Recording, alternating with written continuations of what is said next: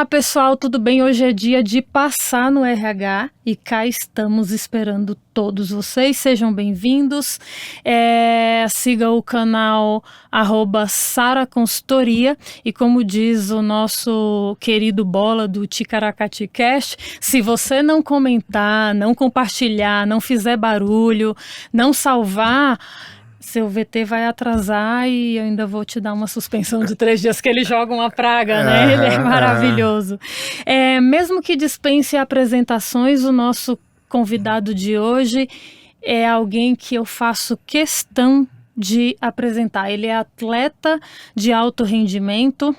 Na infância e adolescência, ele praticou algumas artes marciais e foi para o jiu-jitsu de olho no MMA aos 19 anos de idade. Eu cá achando que na barriga da mamãe ele já pegava ali o cordão umbilical e ia fazendo ali, simulando um estrangulamento. Mas ele foi pro jiu-jitsu aos 19 anos, depois, enfim, foi pro MMA. No jiu-jitsu, ele fez a trajetória da faixa branca à faixa preta em 4 anos e 7 meses. Isso.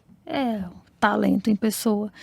E no MMA, seu cartel é de 40 lutas, 29 vitórias. Dessas 29 vitórias, 14 por finalização. Nas derrotas, jamais foi finalizado. Até 2017, era o maior finalizador do UFC. Esse título ainda está em casa, porque está com o nosso querido Charles do Bronx, e é o brasileiro com maior número de vitórias no MMA. No UFC. Isso. Por que ele está aqui? É jornalista, pai da Pietra e do Lorenzo, empresário polonês. Que história é essa? Demian Maia. Tudo bom? Demian Augusto Maia Batista. Como é que tá? Tudo bom, Sara? Não, na verdade, esse negócio da família que você falou minha família, por parte do meu pai, toda brasileira, índio, português, e a família da parte da minha mãe, toda eslava, ali daquela região que hoje é a Ucrânia, mas na época eles nasceram era a Rússia. Tá. E antes deles virem pro Brasil, virou Polônia, e eles vieram como poloneses pro Brasil. Mas eles falavam que eram russos, mas eu fui descobrir que é a Ucrânia, onde eles nasceram, então é aquela confusão ali daquela região que tem até hoje. Tá, e você chegou a tirar cidadania? Sim, chegou? Eu tenho cidadania polonesa. Legal.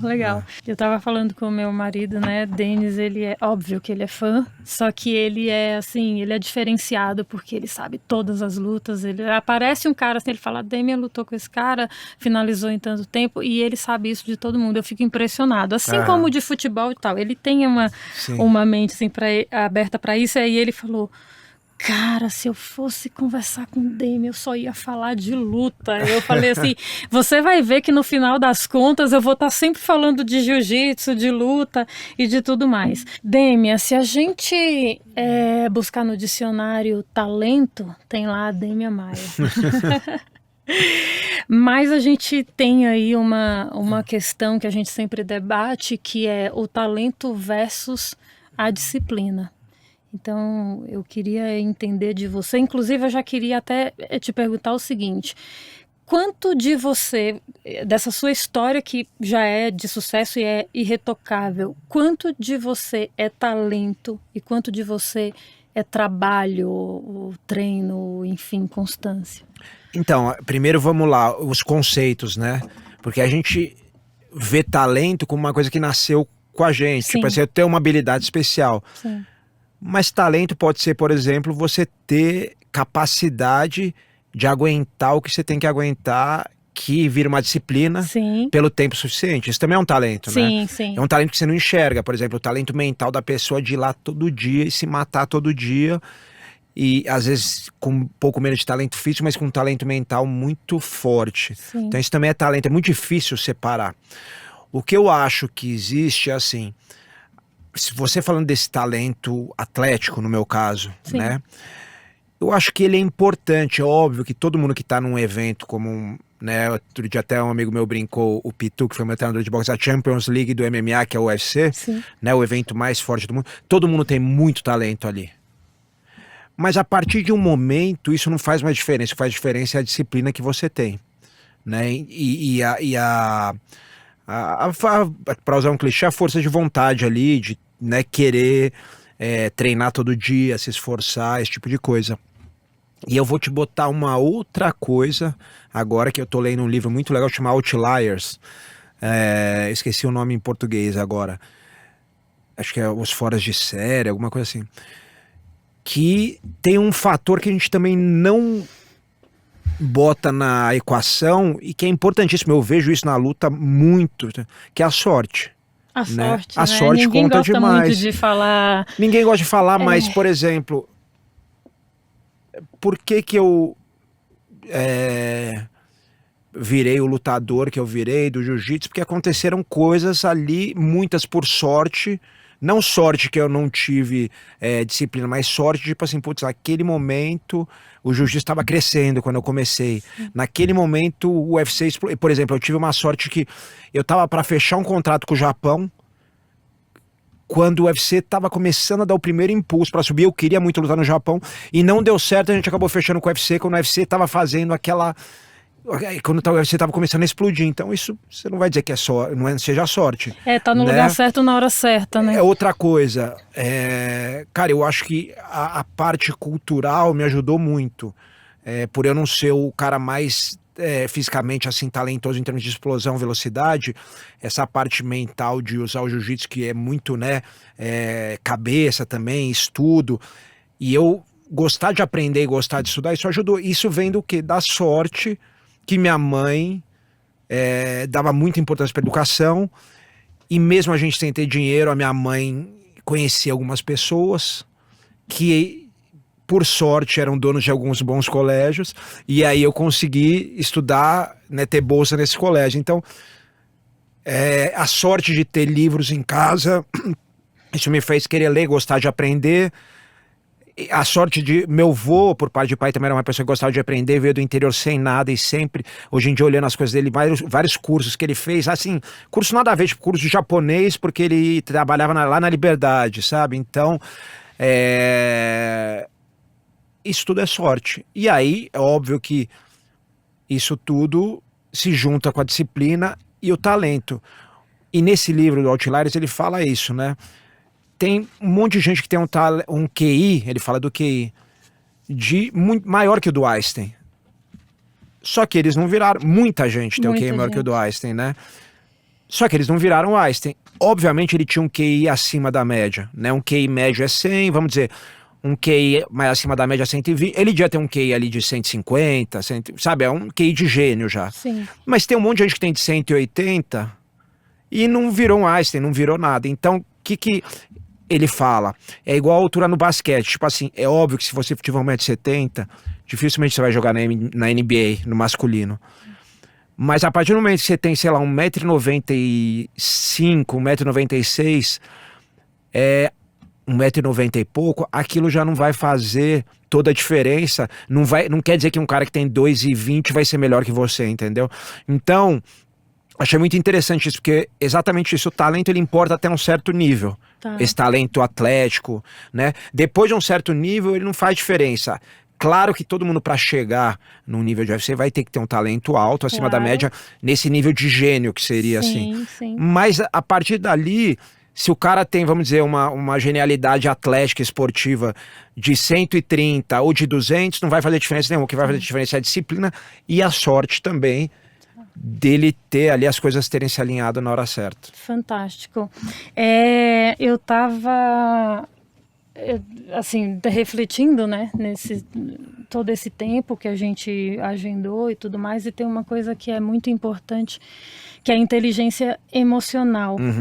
E que é uma coisa que eu preciso trabalhar bastante em mim, porque hoje, para mim, eu tô aqui em final de campeonato, né? E acho que você é um cara que é um exemplo disso, até pelo esporte que você pratica,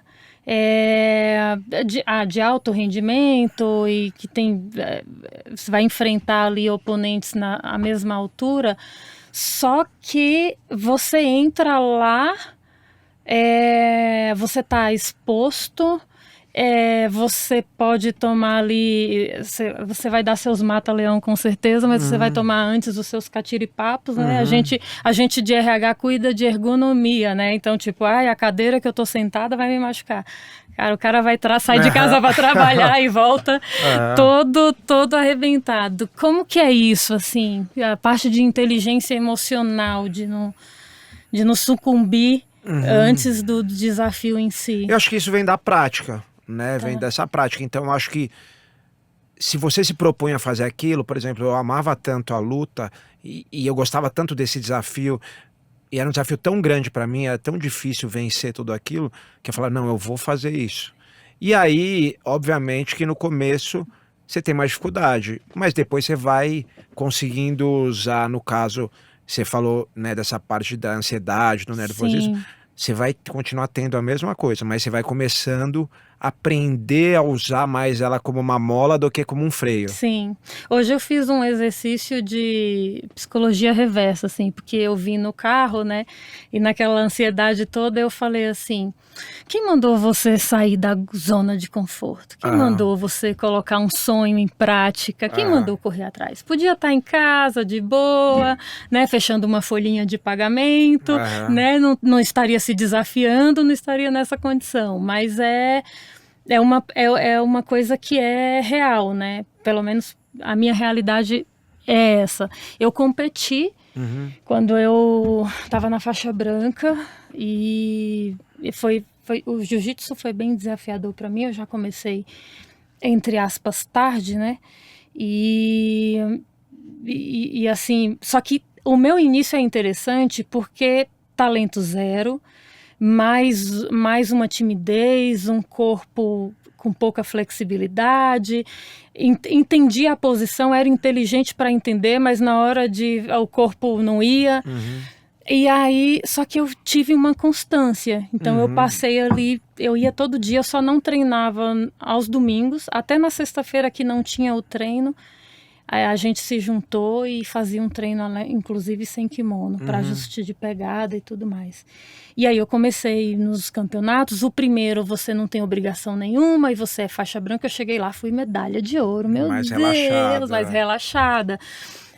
Inclusive eu cheguei a competir com o dedo quebrado, competia com o dedo quebrado, estava mais relaxada e ia um pouco melhor. Mas aí depois eu fui mantendo. Quando eu fui para a faixa azul, a constância de treino já não era a mesma, e aí eu passei por muitas derrotas, e aí eu acho que perdi para minha cabeça, eu acho que eu perdi para esse não desenvolvimento da minha inteligência emocional, porque eu já ia com medo, eu já estava gelada e tal. Essa adrenalina de hoje aqui vai ficar tudo bem. Mas da luta era mais sofrido, assim. Então, por isso que eu acho que o que vocês fazem mas isso é natural para todo mundo. Eu acho que muitas vezes você vai aumentando a pressão, né? Que é o que você falou, eu entendi perfeitamente. Talvez quem tá ouvindo não entendeu. Eu tava com o dedo quebrado, eu competi bem. Por quê? Porque você fala, eu tô com o dedo quebrado. Se eu perder... Exato. É culpa do meu dedo, não é culpa minha. Exatamente. E isso acontece, você vê muito. Eu tinha um amigo meu, na época parceiro de treino, e toda semana de luta, e eu falava, putz, que azar, eu era moleque, eu não entendia. Ele ficava doente. E aí ele ia competir, muitas vezes competia bem, ganhava, outras perdia, mas... E aí eu comecei a perceber, não é? Ele cara, era inconsciente. Não que ele não tivesse doente, muitas vezes ele tava mesmo. Mas ele criava ali uma coisa na cabeça dele que ele acabava ficando doente porque ele queria tirar essa responsabilidade. Nossa. Ele queria falar, se eu ganhar, pô, ganhei, mas se eu perdi é porque eu tava doente. Entendeu? Então a pessoa psicossomatiza uma coisa na cabeça dela, e é impressionante como a cabeça manda, né? Mas quando você entende isso, tem essa consciência e começa a falar, não, eu quero chegar da melhor maneira possível. Sim. Porque eu vou ter mais chance e dane-se, entendeu? E a responsabilidade é minha mesmo, você toma a responsabilidade para si, né? E aí você vai competindo, principalmente quando você vai ganhando, a pressão vai aumentando. Sim. Eu acho que no seu caso foi muito mais a falta de consistência. Você tinha uma Sim, consistência sim. e diminuiu, porque se você tivesse continuado na consistência, ia continuar ganhando, perdendo, mas uma hora o rendimento ia aparecer, Exato, entendeu? exatamente. Deixa eu puxar aqui um pouco um gancho para o seguinte. Eu estava em esportes coletivos, a gente já eu faço uma análise, a gente tem muita questão de técnica e da tática. Uhum. Eu levo isso muito para o mundo dos negócios, né? O cara que é bom, você tem na equipe colaboradores com uma técnica apurada, procura, você consegue buscar os melhores, e você tem que ter uma liderança ali que consegue montar um esquema tático para que aquela equipe se desenvolva. E no esporte individual, a tática ali entra. Assim, eu via que você tinha uma equipe, você tinha o Mota, você tinha o Diego, o Alonso e o Pitu. e o Pitu, que é o Ivan, né? Sim. Que é fantástico ele. Essa equipe sua, como que é a tática do seu jogo? Quem que monta isso? É você? É sua equipe? Como que é essa? É uma parceria, na verdade, Tá. porque às vezes você tem uma pessoa muito boa em montar tática. No nosso caso era o Edu Alonso, né? Tá. Então, eu delegava muito, mas assim, é óbvio que tem sugestão de todo mundo. Tá. Então todo mundo pode sugerir. Tem equipes que o atleta monta e ele passa para a equipe. Tem atletas que tem um treinador, sei lá, de boxe que vai montar, Sim. entendeu? Então, o importante é assim, esse papel existe, tem que ter, apesar de parecer que não, o esporte individual no altíssimo nível, essa parte tática conta demais. Sim. Né? Então, você montar ali a estratégia, a tática, é fundamental. Antigamente, muita gente ainda não fazia, mas isso acabou. Hoje em dia, com o nível de profissionalismo, todo mundo...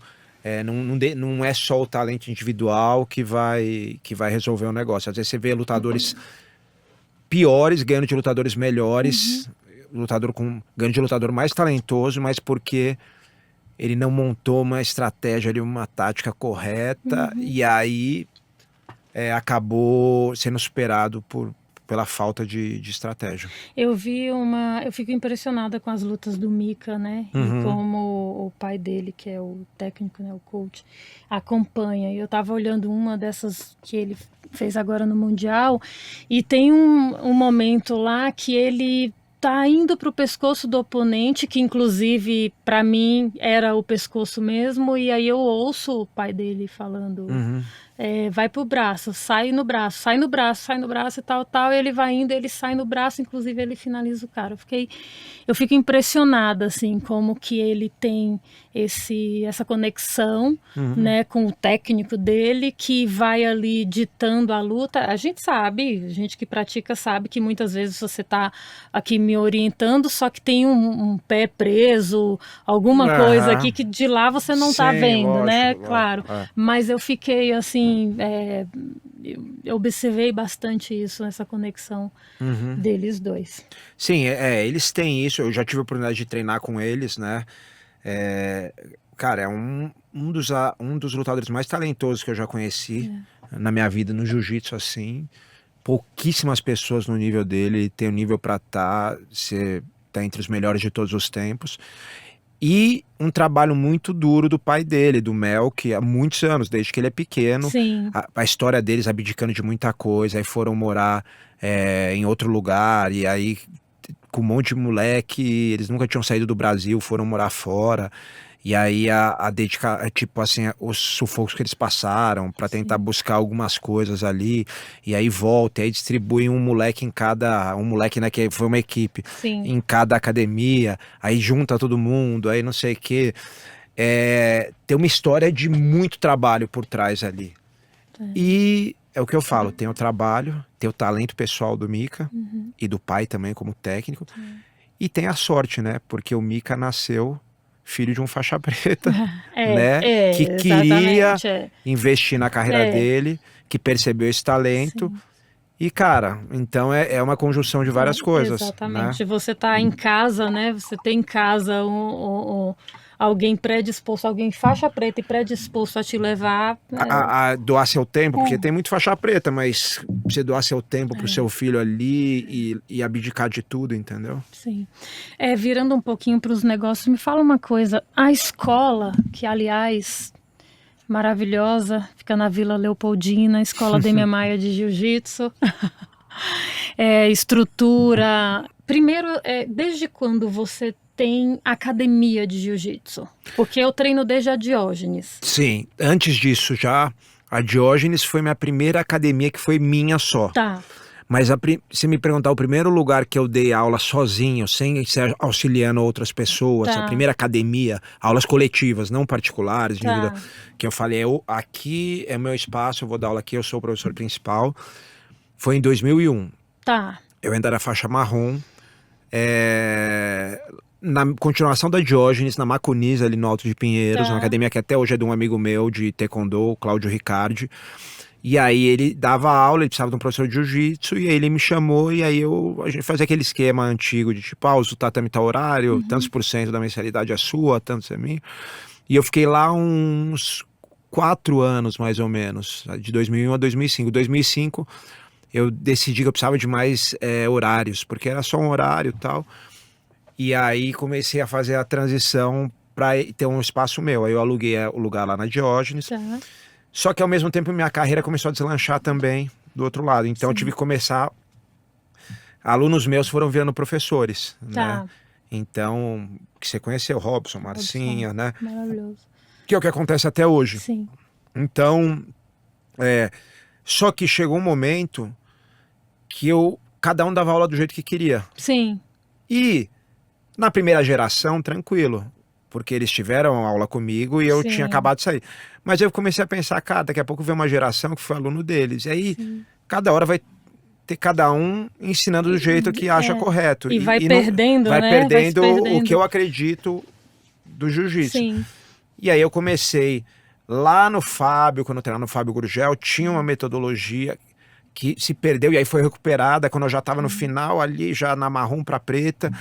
E eu tinha um pouco daquela noção, eu peguei e usei muito parecido com aquela metodologia, mas com o tempo eu fui criando a minha própria, muito parecido com o que eu aprendi, porque eu vim de lá, da Academia Fábio Gurgel, da Aliança, mas também falando, cara, qual que é meu diferencial? Meu diferencial é que eu fiz o que pouquíssimas pessoas fizeram. Eu lutei com os melhores do mundo e lutei nos melhores eventos do mundo, jiu-jitsu de kimono, jiu-jitsu sem kimono, MMA, né? E ao mesmo tempo durante toda essa fase eu tive academia e eventualmente dava aula e dei seminários. Então eu não vejo ninguém que fez isso. Teve gente que fez os 3, mas que não dava aula, nunca foi dar aula depois que parou de lutar profissionalmente. Então eu falei, principalmente, vamos dizer, pensando tecnicamente, para dar um exemplo, cara, quando eu ensino uma defesa pessoal ali no chão, eu tô fazendo guarda, mas como é que eu faço guarda? Aí você tá por baixo ali, mas eu vou me defender de um soco. Eu sei como é aquilo, porque eu passei por aquilo. Né? Uma pessoa, de repente, que só treinou jiu-jitsu esportivo, ela até sabe porque ela aprendeu com alguém, mas ela não passou por aquilo. Eu falei, cara, mas eu sei um detalhe aqui, dá pra melhorar isso aqui, fazer isso aqui. Eu sei como funciona na real, um cara querendo ficar por cima de você ali, te dá um soco de verdade, e não é um cara qualquer, não é um leigo.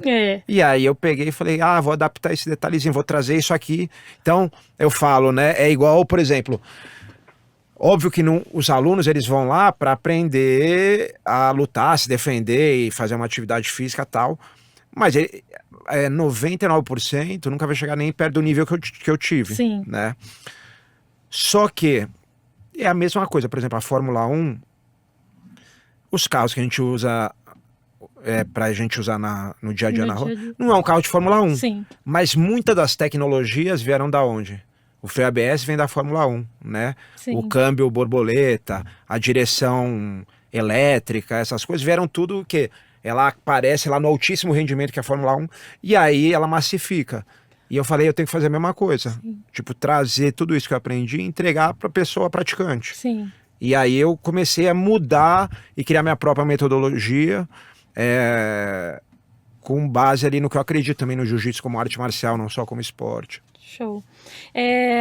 Eu toquei nesse assunto da escola porque é o seguinte, eu percebi, assim, a gente no dia a dia, quem é de treinamento, a gente usa, né, o esporte como apologia e tudo mais, aos negócios e tal, mas aí você fez agora um caminho contrário. Isso é a minha percepção, né? Deixou de ser academia com aquele tatame, né, uma recepçãozinha, se troca ali no banheiro e tal, e hoje tem uma estrutura que atende a todos, atende a criança, pessoas de todas as idades, e aí você vira e entra aí como um empresário, assim. Mas são coisas separadas. Uma coisa é ser o faixa preta, é ser o lutador, e a outra coisa é ser o empresário, é cuidar de uma equipe, né? Tá numa posição de liderança, né? Fazer a gestão, igual teve uma reunião e aí aparecem todas aquelas questões que nada tem a ver com jiu-jitsu, tem a ver com a outra área de gestão de negócios. Para você, como que tá sendo isso? Cara, tá sendo um aprendizado, claro, mas eu acho que lidar com pessoas, né, que é o que um negócio é lidar com pessoas, né, e problemas, né, que a gente vai ter. Eu acho que a gente tem isso também na luta, de uma forma diferente, mas eu também, queira ou não, eu tinha minha equipe lá que existiam às vezes problemas entre as pessoas, e a gente resolvia. Existe a negociação com o UFC, que também, às vezes, existiam problemas, a gente tinha que resolver. E eu acredito que agora é só em outra esfera, né? Mas é a mesma coisa, é lidar com pessoa, é resolver problemas, esse tipo de coisa. E coisas que eu tô aprendendo, né? De negócio, tem que ter um processo aqui para fazer assim, porque se depender de bom senso, né, cada um tem o seu bom senso, então assim, você tem que ter não adianta, porque cada um acredita numa coisa, então tem que ter as coisas bem claras, tem que ter tudo combinado, escrito, coisas que eu vou aprendendo hoje até como liderar, porque eu sei liderar, mas eu também fui muito liderado como atleta. E então são coisas que você tem que praticar, né? De liderança. Só o jiu-jitsu salva. Adoro falar isso. Só o jiu-jitsu salva.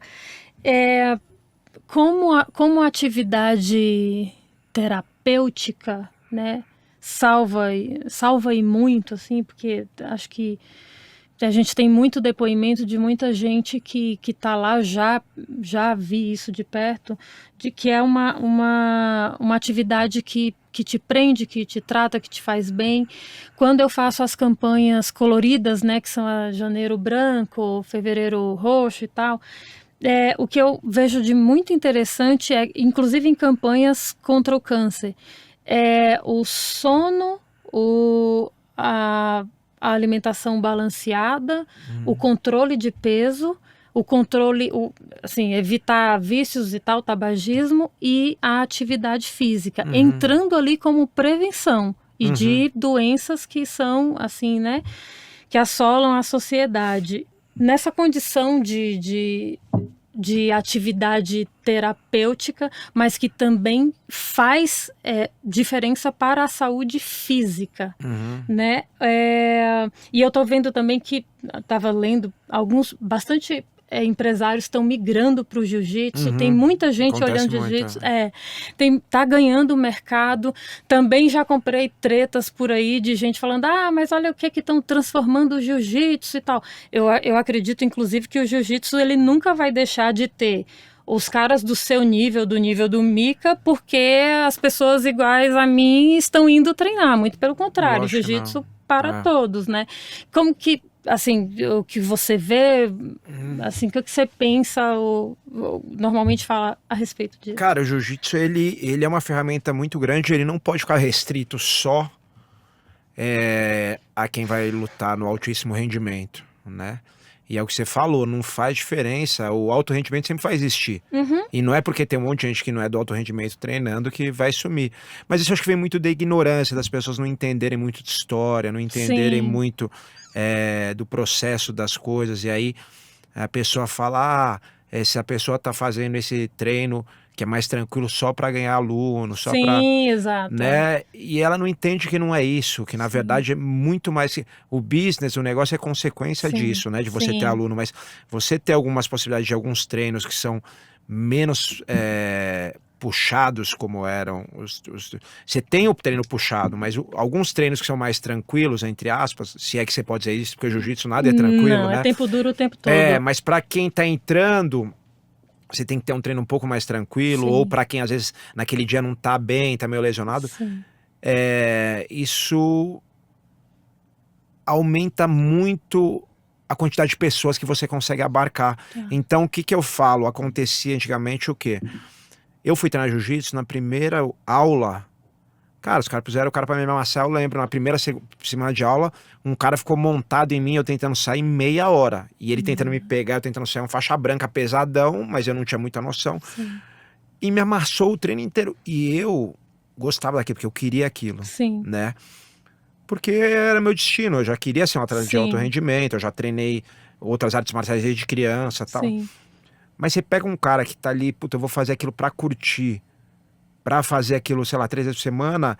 Se você começa no primeiro treino, frustra a pessoa nesse nível, você... E não quer dizer que ela não vai ser frustrada, ela tem que ser frustrada. Mas é só como você vai fazer isso e a intensidade. Então, antigamente, a intensidade era muito desproporcional logo no começo. Hoje não, a gente faz uma intensidade mais gradual. Daqui a um tempo de treino, todo mundo vai estar também se frustrando e fazendo, mas não é logo no começo espantando a pessoa. É a mesma coisa se uma pessoa vai treinar boxe, para ser bem claro aqui, as pessoas têm mais facilidade de entender.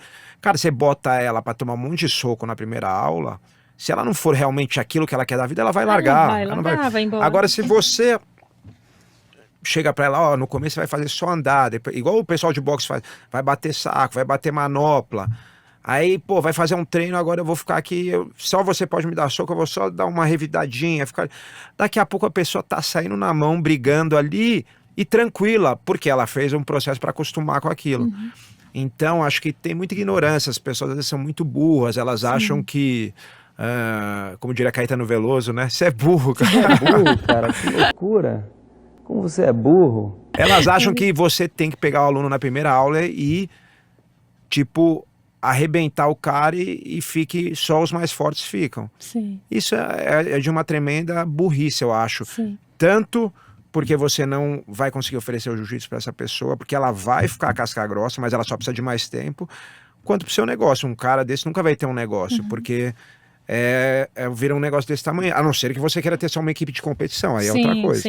Aí você vai ter que ganhar dinheiro de outra maneira. Né? Vai chegando lá, os montes vai tomando porrada, vai saindo e você vai peneirando. E aí é outro tipo de aluno, você vai ganhar dinheiro de outra forma, com bolsa que o cara tem lutando, é diferente. É diferente. Tem uma outra, eu tava pesquisando, vi até um dos Grace estava falando sobre isso, é a efetividade do jiu-jitsu, né? Então, e a gente ouve piadinhas e tal, olha, se você for brigar na rua, se alguém vier para cima de você, se você precisar se defender, inclusive eu já participei de aulas suas em que você, trazendo lá a sua realidade do alto rendimento, como você citou, para gente que está treinando, colocando bastante defesa pessoal, né? Colocando o máximo de realidade possível para que haja defesa.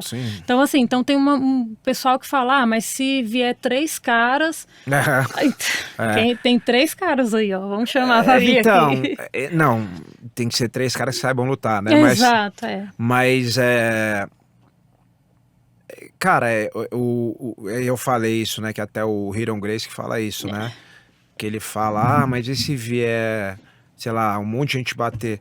E a grande realidade é que se vier um monte de gente, você sempre vai ser um problema. Exato. Né? Porque não existe arte marcial que consegue resolver isso, ninguém é super-homem. Você pode até conseguir, porque você é muito bom. Exato. Né? Se virar. Mas eles falam, mas o jiu-jitsu você vai cair no chão. E aí um monte de gente vai juntar em cima de você. Só que a ideia do jiu-jitsu é lutar em pé também, não é só lutar no chão, usar as quedas, usar os controles de distância, né? Só que a grande diferença do jiu-jitsu brasileiro, do Brazilian Jiu-Jitsu, é que a hora que você cai no chão, você sabe o que fazer. De forma correta. De forma correta. A maioria das lutas não sabe o que fazer quando cai no chão. Algumas de luta agarrada sabem, Mas mesmo assim, tem muita falha de defesa pessoal, das costas e tal, né? Então, o Hiron fala isso, ele fala, se tem um mar ali bravo e você tá num barco, você não quer pular no mar bravo, mas se você cair lá, é melhor você saber nadar do que não saber. Claro. Então, isso é o jiu-jitsu, Sim. né? Porque se você sabe alguma luta que não tem noção de chão, nenhuma noção de luta agarrada, você pode até bater em 1, 2 caras ali, mas vem um por trás e te derruba, acabou. Sim. No jiu-jitsu, você deu uma queda ali, outra caiu, pelo menos assim, você tem uma chance de sobreviver ali, Sim. até para sair correndo se você precisar. Exatamente. Né? Aconteceu uma coisa curiosa comigo. Na empresa, a gente fez um trabalho lá, estava fazendo um treinamento e tinha uma parte que era pra gente falar de si mesmo, se descrever e tal, era um exercício. E aí eu comecei a falar, alguém no meio da conversa, assim, enquanto a gente estava relaxado, perguntou sobre o jiu-jitsu. Ah, você treina? Nossa, que legal, não sei o quê. Como que você é no treino? E aí eu comecei a descrever que eu era... eu normalmente eu fico cedendo muito posição, a Marcinha sempre me corrige. Sara, você tá parafusada no chão, pelo amor de Deus, vamos lá. E a Marcinha me acompanhou. Nossa, ela é fantástica, maravilhosa. Te amo. E ela e aí eu cedo muito a posição e às vezes eu tô brigando ali, mas a menina vem, eu tô amassando, se a menina sofrer um pouquinho eu dou uma aliviada. E naquele momento eu tive um insight de entender que eu estava descrevendo como eu era na vida. Eu fiquei impressionada, assim, porque se tiver uma treta eu fujo, se tiver um embate e tal, e assim, era muito parecido. Sempre é. No final das contas, por coincidência, essa semana, eu vi um corte seu em que você falava isso, que você falava assim, eu vejo o cara lutando e eu consigo, inclusive, entender como que ele é... Personalidade. A personalidade. Como que é isso, assim, né? É isso que você falou, eu comecei a reparar isso quando eu era muito novo ali, com 22 anos de idade, 23, dando aula. E eu comecei a reparar isso. Eu via a pessoa lutar e depois eu conhecia mais a fundo alguns alunos e via que o jeito dele lutar, como você falou, né?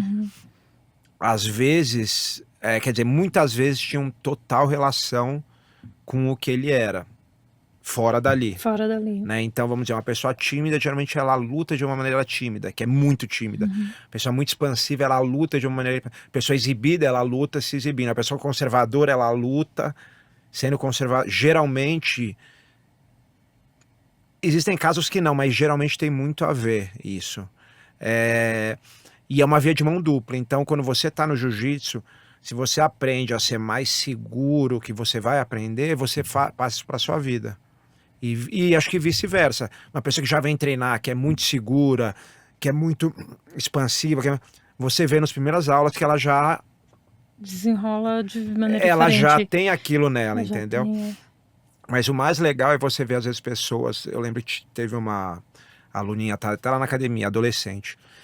E aí, por acaso, ela ia fazer a primeira aula. E aí era um dia que eu resolvi, eu vou dar uma aula, porque geralmente eu tô lá sempre, mas...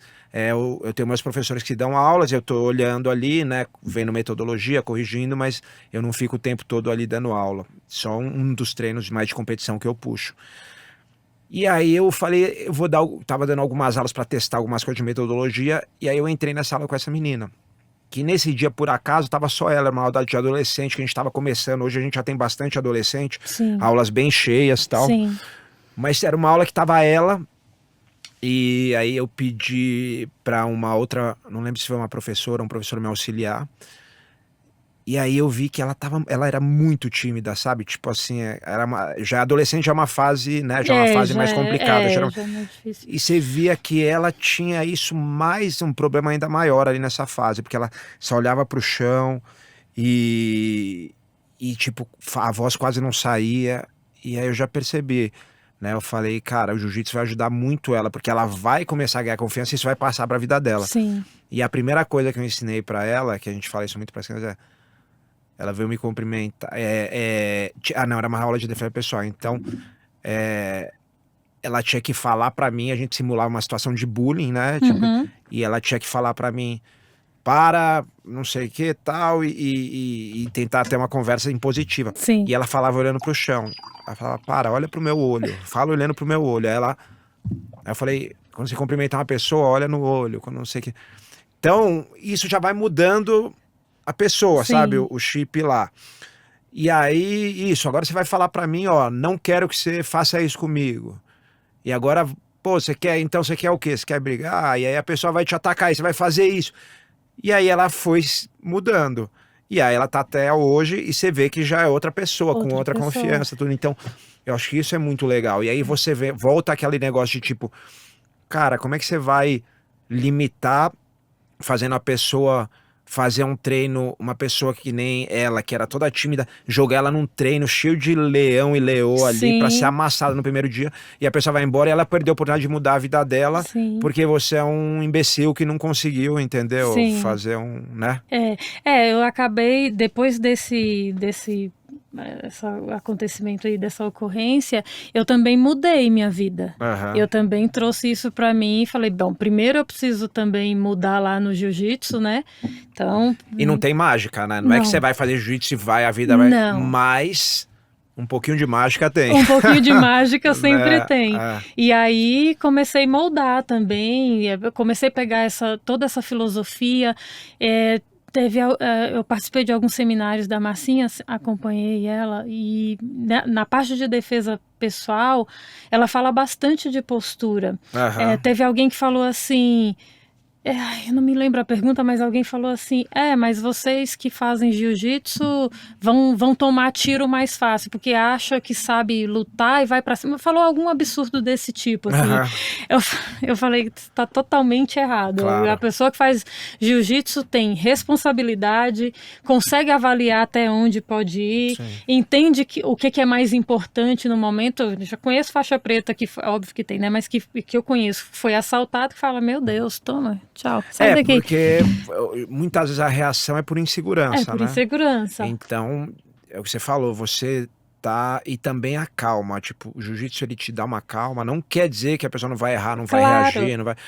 Mas ela vai estar um passo à frente, porque ela vai te dar uma calma, por exemplo, pra falar, não, tá tranquilo, não sei quem, não travar, não ficar desesperado, entendeu? Numa situação dessa, então... eu acho que sempre é vantajoso, né? E tem gente que realmente vai ter mais dificuldade, mas assim, eu acho que com jiu-jitsu você sempre tem ali um limite a mais. Sim, essa questão aí da Marcinha falando de postura, né? A gente fazendo um trabalho voltado para mulheres. E aí ela falando exatamente disso, muitas vezes você tá numa rua deserta, ou tá em algum lugar, e se você tá preparado, se você faz esse tipo de treinamento, se você tá ligado, você... Primeiro, presta atenção se é uma rua que você pode passar, um horário, se tem alguém do outro lado da rua, a postura, porque o cara que vai te atacar, ele tá te avaliando há algum tempo. Lógico. Né? O cara que passa de bike numa rua e vai te assaltar, ele tá passando ali, ele sabe que não tem ninguém, ele sabe que não tem carro, ele não sabe que não tem segurança, coisa do tipo. Então, se você tá inserido num treinamento desse tipo preventivo, você já evita muita coisa. E o jiu-jitsu, né, você sabe disso, você treina, ele pra usar o maior clichê do mundo, é um jogo de xadrez. É um jogo de xadrez. E você pensa estratégia o tempo todo, se eu fizer isso, você vai fazer isso, se eu fizer, né? Em situações extremas, não é que eu tô pensando em estratégia, tipo, putz, eu tô fazendo um jogo de brincadeira aqui, né? Tipo, se ele fizer isso, eu vou fazer isso. Você tá pensando com uma pessoa tentando te amassar ali, te finalizar, né? Dar uma chave de braço, um estrangulamento. Então ele treina você a pensar com mais calma numa situação extrema. Sim. Que é exatamente o que você falou, né? Uma pessoa, de repente, você não vai necessariamente usar o jiu-jitsu fisicamente, mas você pode usar o jiu-jitsu, por exemplo, pensando, vale a pena eu ir por aqui é perigoso, porque você tá pensando estrategicamente. Sim, você tá até tenso, porque você já tá num lugar que é perigoso. Sim. Mas talvez você não vai congelar, ficar com medo, parar e ficar num lugar encolhido. Exato. Você vai pensar você tem mais chance de ter uma reação melhor do que quem não é treinado. Sim. Ô Demian, para onde você vai caminhar agora a sua carreira de MMA? Por questões óbvias, né? Atletas de alto rendimento têm ali um limite. E vi que você fez o documentário, o Arqueologia da Luta. Eu li que você escreveu um livro, vi um prefácio, mas você escreveu um livro? Não, são duas coisas diferentes. Tá. Deixar isso até claro para não confundir. Tá. Existe um livro meu de histórias minhas, que foi até de um grande amigo meu, aluno meu, Alex Atala, que sugeriu há uns 6, 7 anos atrás para eu escrever, eu contando algumas histórias no tratamento. Ele falou, por que você não escreve alguns livros dessas histórias? Né? Eu falei, pô, mas eu não queria fazer uma biografia. Ele falou, não é biografia, são histórias pessoais algumas que todo mundo estava aqui, ele percebeu as pessoas assim, interessadas em ouvir. Aí eu pensei, cara, eu vou tentar jogar essas histórias junto com aprendizados que eu tive em cada história dessa. E aí chamei, até conselho do Alex, não escreve você, pega alguém para escrever e você dá as entrevistas que é melhor. E aí eu chamei um amigo meu, Mauro, que fez faculdade, eu fiz faculdade de jornalismo, ele fez comigo, e trabalhou em grandes veículos, muitos anos e tal. E aí ele falou, tá bom, eu faço. E aí a gente tá terminando esse livro agora. Esse é meu, de coisas minhas, que eu tento sempre trazer pra performance. Sim. Então, pô, eu aprendi isso, eu errei aqui nisso. Né? Eu não quero um negócio tipo, ó, tem que fazer assim, porque eu sei que é assim que funciona, porque fica muito pedante, né? Tipo aqui, ó, nesse caso aqui eu errei aqui. Mas aí aqui eu acho que eu corrigi e melhorei aqui. Isso são histórias reais do que aconteceu comigo. Então não tô falando só uma autoajuda que eu li em algum lugar, entendeu? É uma coisa que realmente eu tô falando o que eu vivi. Então esse é um livro que eu pretendo que ele saia esse ano, porque já tá praticamente pronto. Perfeito. E vai depender de editor, outras coisas. O que eu falei do livro que eu escrevi, o prefácio... Sim. Porque esse meu, inclusive, o prefácio é do Alex. Tá, legal. O que eu falei que eu escrevi o prefácio são 3 livros. Eu gosto muito de história, né? E história do jiu-jitsu eu adoro, porque é história da arte marcial. Então. E tem 2 autores, o Eduardo Correia e o Elton Silva, que escreveram um livro que chama Muito Antes do MMA. Na verdade, são 3 livros. Sim. Que fala a história das artes marciais no Brasil, não só o jiu-jitsu, mas a capoeira e outras que tiveram luta livre, tudo que passaram pelo Brasil, que virou brasileiro, tipo jiu-jitsu e capoeira, sabe? Que acabou tomando uma coisa endêmica nossa aqui. Eles fizeram 3 livros que começam em 1850 e pouco, 1800, que é o primeiro registro de uma luta no Brasil de arte marcial, até 1934. E aí entra o jiu-jitsu, entra a capoeira, E eu li esses livros, é muito legal, porque tudo é baseado hoje com o negócio de você poder ter acesso aos arquivos digitalizados de jornais, tá? Eles buscaram muita riqueza de informação, que ficou bem legal. E eu achei o livro, lógico que todo livro tem seu viés, mas com pouco viés, assim, né, de julgamento de valor e tal, então achei legal. E aí eu falei, cara, esse livro tem que ter em inglês, por que não tem? Aí entrei em contato, porque, esse livro, cara, é caro, tradução, é não sei o quê. E aí eu propus a dar uma força ali, fazer alguma coisa com eles. Aí eles ficaram gratos, tal, a gente fez a tradução do primeiro, conseguiu um tradutor para fazer o primeiro volume, são 3 ainda, em inglês. E é muito legal esse livro, chama Muito Antes do MMA, são 3 livros, o vermelho é o primeiro, depois tem o azul que é o segundo e o preto que é o terceiro. E só vende online, mas é muito legal. E infelizmente, ou felizmente, já tem o primeiro, o azul, em inglês, pra galera de fora, mas ainda tem que fazer a tradução dos outros dois. Show, legal. Você, para fazer o arqueologia... Então, desculpa, Sara, são 2 coisas. O Muito Antes do MMA, para quem gosta de história de luta, de arte marcial, no Brasil, 3 volumes, vai na qualquer site aí. E faz o pedido, porque vale muito a pena. Para quem fala só em inglês, aí tem que, por enquanto, só o volume 1, mas vão ter os outros 2. muita foto legal de arquivo de jornal dos anos 20, anos 10, anos 30.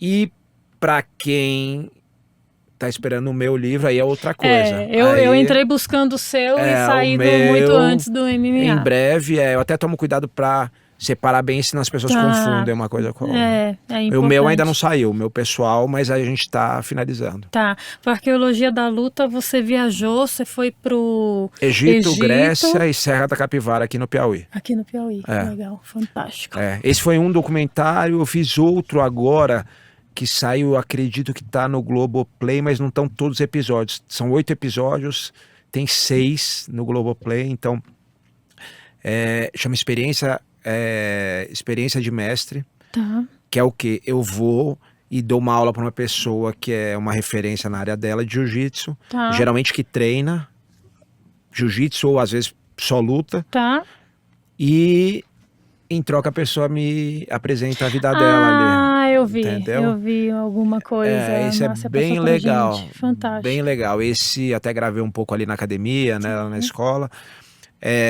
Mas esse eu vi ontem, por acaso, que tá no Globoplay também. Porque antes ele tava só no Combate, foi pro Globoplay. Eu acho que ele vai pro UFC Fight Pass, que é o stream do UFC que eu tô trabalhando onde lá. tá a Arqueologia.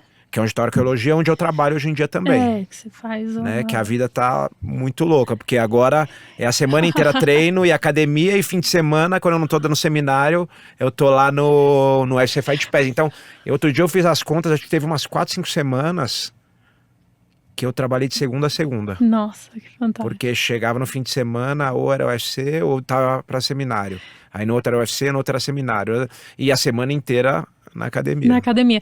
Eu lembro que, não me surpreende, porque eu me lembro que eu peguei aquela fase que eu não sei se você emplacou 7 ou foram 11 lutas. 7 vitórias 7 seguidas. Vitórias seguidas.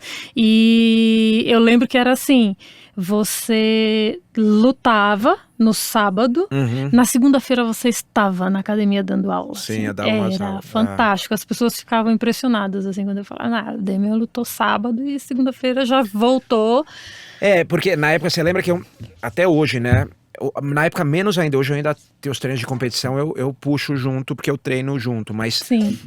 Não sei se você lembra, mas na época não dava praticamente aula. Sim. E eu falava, cara, os alunos têm vontade, então eu tentava, pós-luta, que era uma época que eu estava mais tranquilo, que era principalmente a semana seguinte que eu não ia treinar nada, não fazia nada, descansava, aproveitava para dar várias aulas lá na academia. Sim. E aí era legal, porque a galera curtia, tinha voltado uma luta e tal, e aí eu aproveitava isso aí. Legal. Muito, muito bom. O homem não para. Deixa eu te... Eu nem sei se essa... Já vi que é bom, hein? Gente, a gente já tem... Olha, e bom, hein? Esse vinho é bom. Ah, que bom. Acertou, obrigado. Imagina, a gente já tem patrocinador. É mesmo? Já? Menino, do Neida. Que ontem legal. eu vim de Belo Horizonte para São Paulo ontem dirigindo. Não sei o que, Demian Maia, não sei o que. E aí já? E aí eu já tenho um primeiro patrocinador, que é um restaurante alta gastronomia, carne e vinho. E eles que já mandaram Angélica Zapata logo de primeira? Querido. Não tá brincadeira, não. Alto rendimento, né? Boa, Vamos excelente. separar os homens dos meninos. E aí é o La Pompa, e esse nome é porque é um restaurante que fica entre a Pompeia e a Lapa. E aí é carne e vinho, qual né? a rua? Parrilla. Eu tenho Peguei aqui... você agora. Pegou. Eu fui a tantos endereços. Mas enfim, e eu tava na esquina dele, eu olhei uma rua chamada Clélia, mas é a rua de baixo. É Guaicurus? Não. A de baixo da Clélia, eu sei porque eu morei ali perto, na Vila Romana. Tá, deixa eu ver aqui. A de baixo da Clélia é Guaicurus, Ou a Tito, a de cima? Coriolano. Eu morei lá. Na rua você Coriolano. morou na Coriolano? Pois bem. Tinha um pouco antes de casar, tô falando isso em 2000, Tinha um amigo meu de infância, a gente morou junto num apartamento, dividia apartamento. Aí ele foi morar lá, aí eu fui morar com o Tererê, que era um outro amigo meu. Sim, E ele tinha uma casa numa vilinha lá, e aí eu acabei voltando lá, morei 1 ano antes de casar. Morei lá na Coriolano, nem sei se existe mais essa vila. Que legal. Então, ele tá reinaugurando, né? Tá sob nova direção, conheço a equipe toda, sócios e tal. Vai ser fantástico, porque é parrilla, vinho e carne, mais vem uns drinks também, que é para atender a todo mundo. E aí ele falou: minha querida, por conta da casa, eu falei, eu já vou colocar lá um patrocínio, porque tudo é. Eu falei, se não é possível que Dêmia não curta vinho, eu é gosto. impossível. Agradece eles lá. Trata de possuir o conteúdo e as palavras se seguirão, diz o velho ditado latino. O diálogo entre seres humanos gera novos saberes. Para falar e escrever bem é preciso antes o conhecimento. É a clareza das ideias que leva à inteligibilidade das palavras. E como disse Michel de Montaigne, as palavras pertencem metade a quem fala, metade a quem ouve.